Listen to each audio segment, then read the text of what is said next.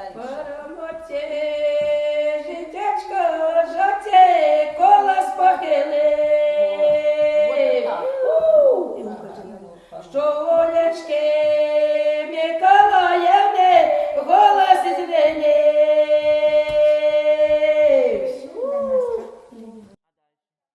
Що жіначки да пшениченька один колосок.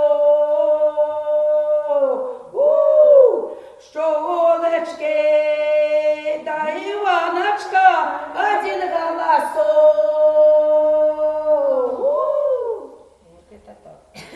Да побралися, да за рученьки, да й пошли в лесу. Як пошли вони, да в лесочок зажурилися. Да сів голубок, дай на кусточку, Василечко п'є удочку. А голубочка